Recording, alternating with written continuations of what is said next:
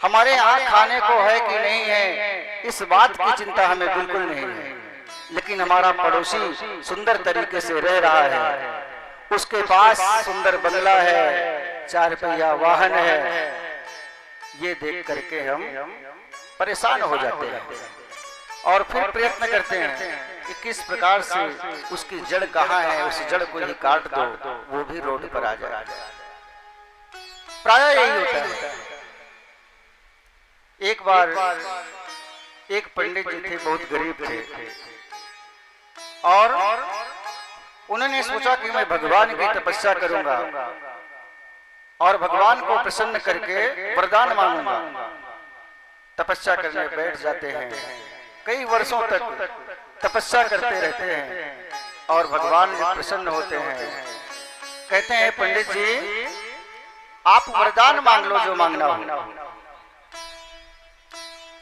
पंडित जी कहते हैं, प्रभु आप मुझे वरदान दे दो कि मैं जो भी कुछ मांगूं वो मुझको मिल जाए।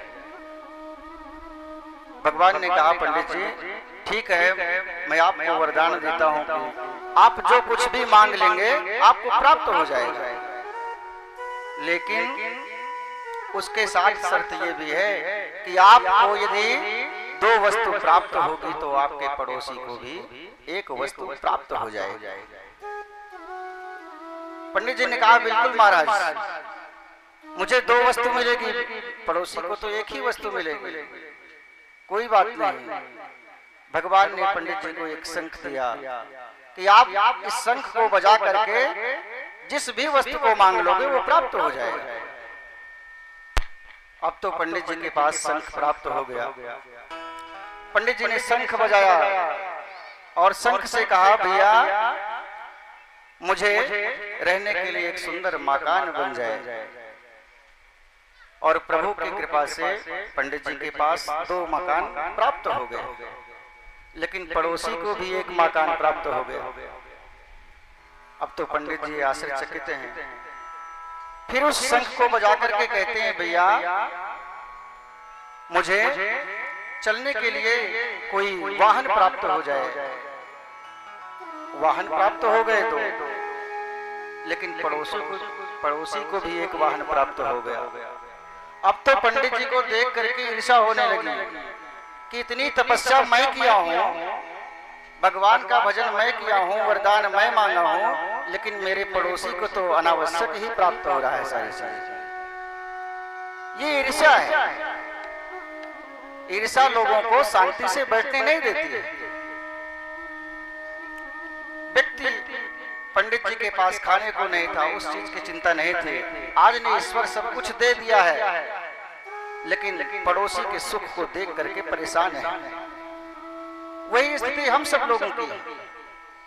हम अपने दुख से दुखित नहीं हैं, लेकिन पड़ोसी कितने सुंदर तरीके से रह रहा है, इस बात का दुख है।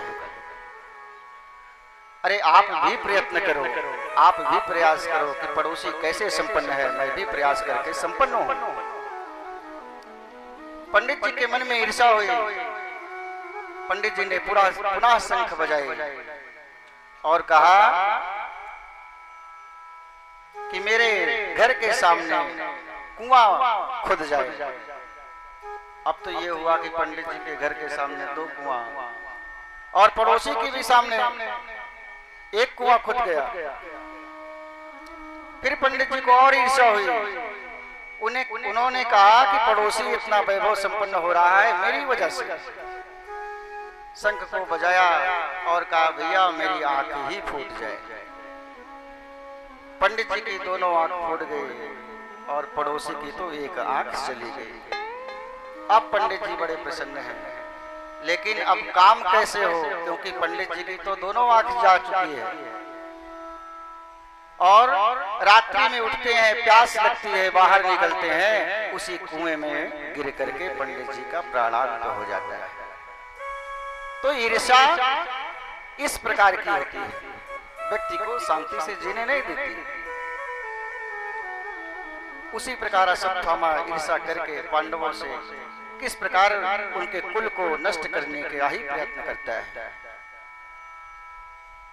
और आपने कल की कथा में सुना कि भीष्म पितामह जी गोविंद के चरणों में अपने मन को लगाते हुए अपने मन को उन्हीं के चरणों में समर्पित कर देते हैं और अपना शरीर छोड़ देते हैं। अब 5 पांडव, द्रौपदी, कुंती माता रुदन कर रही हैं कि पितामह भीष्म भी हमें छोड़ करके चले गए हैं। गोविंद समझाते हैं उनको और अपने भवन में लाते हैं। रात्रि का समय है। कन्हैया कहते हैं कि युधिष्ठिर जी, अब मुझे भी अपने माता पिता की याद आती है। कितने दिन हो गए अपने माता पिता का साथ छोड़े। यदि आपकी आज्ञा हो तो मैं भी अपने माता पिता से मिलने के लिए द्वारिका जाऊं। माता कुंती कहती हैं कि कन्हैया, निश्चित रूप से आपको अपने माता पिता की याद आती होगी। अब आप जा सकते हो लाला, कब तक हम आपको अपने पास रखेंगे? आपने हर दुख की घड़ी में हमारा साथ दिया है और आज कृष्ण कन्हैया का रथ सज रहा है। रथ पर आरूढ़ होकर के द्वारिका जाने के लिए तैयार होते हैं। लेकिन युधिष्ठिर जी कहते हैं कि अर्जुन, क्योंकि युधिष्ठिर के नजर में कन्हैया एक छोटे बालक हैं और अर्जुन से कहते हैं कि अर्जुन, कन्हैया को साथ में जाओ और इनको द्वारिका छोड़ करके आना। रास्ते में हमारे कन्हैया को कोई दिक्कत ना हो, कोई परेशानी ना हो, इसलिए इनको इनके घर तक छोड़ करके आना। रथ पे जैसे चलते हैं, लोग देखते हैं कि कन्हैया आज यहाँ से जा रहे हैं। वहां की महिलाएं छत पे चढ़ करके पुष्प की वर्षा करती हैं। प्रसाद शिखरारूढ़ा कुरुनार्यो दिदेक्षया पुरुषो कुसुमयी कृष्णं प्रेम वीणा स्मितीक्षणा। वहां की नारियां पुष्प से वर्षा करती हैं कि आज कन्हैया हमें छोड़ के जा रहे हैं। इतने दिनों तक हमारी रक्षा इन्होंने किया है, तो स्वागत करना हमारा फर्ज है। कन्हैया जाते हैं द्वारिकापुरी में। वहां पर अपने भवन में जाते हैं और जैसे देखते हैं कि हमारे माता पिता बैठे हैं, माता देवकी वसुदेव